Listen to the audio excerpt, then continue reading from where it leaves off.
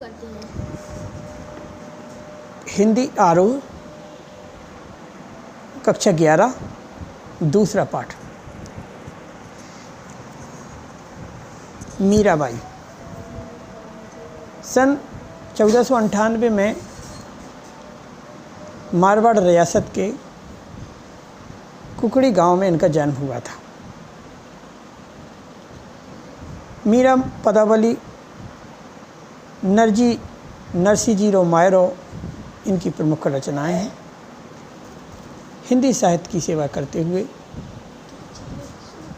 मीरा कवयित्री 1556 में इस दुनिया को छोड़ के चली गई। मीरा सगुण भक्ति धारा की कवयित्री मानी जाती है। हिंदी साहित्य में मुख्य भक्ति काल को 4 भागों में बांटा गया: सगुण भक्ति धारा, निर्गुण भक्ति धारा, राम भक्ति शाखा और कृष्ण भक्ति शाखा। तो ये सगुण भक्ति धारा में कृष्ण भक्ति शाखा की एक कवयित्री मानी जाती है। कृष्ण की उपासिका होने के कारण इनकी कविता में सगुण भक्ति मुख्य रूप से मौजूद है, लेकिन निर्गुण भक्ति का भी प्रभाव है। इनके गुरु रैदास जी थे और रैदास जी निर्गुण भक्ति में विश्वास करते थे, इसलिए इनके काव्य में कहीं कहीं निर्गुण भक्ति का भी प्रभाव मिलता है। संत कवि रैदास इनके गुरु माने जाते हैं। बचपन से ही इनके मन में कृष्ण भक्ति का प्रभाव था, उसकी भक्ति भावना से भरी हुई थी, इसलिए वे कृष्ण को अपना आराध्य और पति मानती थी। अन्य भक्तकालीन कवियों की तरह मीरा ने भी देश में दूर दूर तक यात्राएं की। चित्तौड़ राजघराने के अनेक कष्ट उठाने के बाद भी मीरा मेड़ता चली आईं।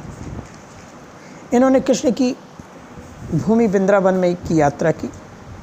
जीवन के अंतिम दिनों में ये द्वारिका चली गई और वहाँ पर रणछोड़ दास जी कृष्ण के मंदिर के पास रहती हैं। लोगों का मानना है कि अंततः ये उसी मूर्ति में समा गई।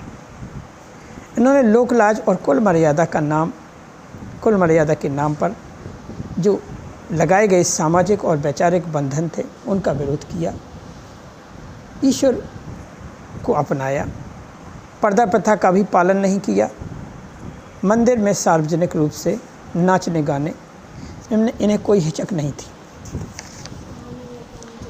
ये मानती हैं कि महान पुरुषों के साथ संवाद से ज्ञान प्राप्त होता है। संतों से मिलना ये अच्छा मानती थी। जिम हरिदर्श सुना नहीं काना, श्रवण रंध अहि भवन समाना। जिन्होंने अपने कानों से भगवान का गुणगान नहीं किया या न सुना है, उनके कान नाग के घर के मिट्टी बामी के समान हैं और ज्ञान से मुक्ति मिलती है। अपनी इन मान्यताओं को लेकर ये बहुत दृढ़ निश्चय रही हैं। निंदा या बंदगी इनको अपने पद से विचलित नहीं कर पाई। संसार ने इनकी बहुत सारी निंदा की, लेकिन ये अपने पद से कभी विचलित नहीं हुई। इन्हें भगवान पर विश्वास था और अपने जो विचारों के इन्होंने हमेशा अमल किया है।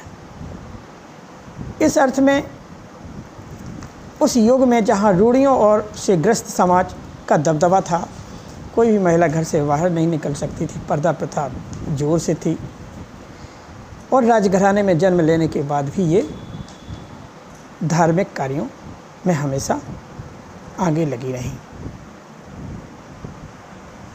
मीरा की कविता में प्रेम की गंभीर अभिमंजना है, यानी प्रेम का वर्णन है। कृष्ण को इन्होंने अपना स्नेह देव माना है और उसमें विरह की वेदना है, यानी कष्ट है। उनकी कविता में करुण रस है कृष्ण के वियोग का। और कविता का प्रधान गुण सादगी और सरलता से भरा हुआ है। मिलन का उल्लास भी है। मीरा की कविता का प्रधान गुण सादगी और सरलता है। कला का अभाव ही इनकी सबसे बड़ी विशेषता है। कला का अभाव ही उसकी सबसे बड़ी कला है। उन्होंने मुक्तक गेय पदों का की रचना की, यानी छोटे छोटे पद गाए हैं। लोक संगीत और शास्त्रीय संगीत दोनों क्षेत्रों में उनके पद आज भी बड़े बड़े गायकों द्वारा गाए जाते हैं। मीरा प्रेम की दीवानी थी। सूफियों के प्रभाव को इनके जीवन में देखा जाता है। उस समय सूफी संत प्रेम भक्ति के कवि थे और उनका प्रभाव भी इनके जीवन पर आया। वे बार बार कहती थी कि कोई मेरे दर्द को नहीं पहचानता। यहाँ प्रस्तुत पहले पद में मीरा ने कृष्ण से अपने अनन्यता व्यक्त की है तथा व्यर्थ के कार्यों में व्यस्त लोगों के प्रति दुख प्रकट किया है। पद नंबर प्रथम देखिए, मेरे तो गिरधर गोपाल दूसरो न कोई, जाके सिरमूल मुकुट मेरो पति सोई। मीरा कहती हैं कि मेरे तो गिरधर गोपाल यानी गिर को धारण करने वाले भगवान कृष्ण ही हैं संसार में, उनके अलावा मेरा और दूसरा कोई नहीं है। उनके सिर पर मोर के मुकुट है, मोरों के पंखों से बना हुआ मुकुट है और वही मेरे पति हैं। छाड़ दई कुल की कान कहा करे कोई। आगे मीरा कहती है, मैंने अपने कुल की सारी मर्यादाओं को छोड़ दिया है, अब मेरा कोई सामाजिक व्यक्ति कुछ भी नहीं बिगाड़ सकता है। संतन ढिंग बैठ बैठ लोक लाज कोई, संतों के पास बैठ करके मैंने जो सामाजिक मर्यादा है उसको, उसकी जो लोक लज्जा है उसको हमेशा के लिए खो दिया है।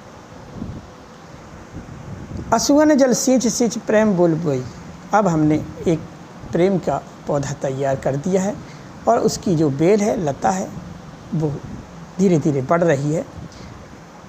ये प्रेम हमारा मीरा का और कृष्ण के बीच का है, जिसे मीरा कवयित्री ने आंसुओं से सींच करके इस प्रेम बेल को जन्म दिया। अब तो बेल फैल गई, आनंद फल हुई।